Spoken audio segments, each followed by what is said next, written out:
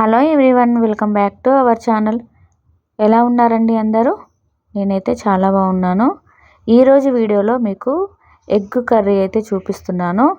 అయితే ఇది ఏ విధంగా చేస్తున్నా అంటే పులుసు కాకుండా గ్రేవీలా కాకుండా దగ్గరికి అయితే చేస్తున్నా. ఇది కొంచెం వేసుకున్న మనము ఎక్కువ అన్నంలో వాడుకోవచ్చండి. అంటే ఎక్కువ అన్నానికి కొంచెం కూర అయినా సరిపోతుంది.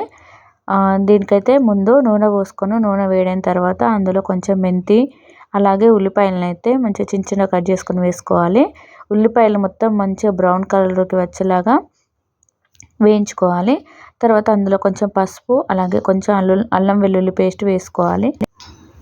అల్లం వెల్లుల్లి పేస్ట్ మంచిగా బ్రౌన్ కలర్ వచ్చేంత వరకు అయితే వేయించుకొని అందులోకి నేను ఒక 4 స్పూన్ల కారం అయితే వేసుకున్నా. మనం కొంచెం దగ్గరికి వండుకుంటున్నాం కాబట్టి కొంచెం కారం ఎక్కువ ఉంటేనే బాగుంటుంది. అలాగే కారం కొంచెం వేగిన తర్వాత అందులో టమాటాలు ఒక 5 టమాటాలు మీడియం సైజు ఉన్నవి మధ్యలోకి ఇట్లా కొంచెం పెద్దగా కాకుండా సన్నగా పొడుగ్గా అయితే కట్ చేసుకోవాలి.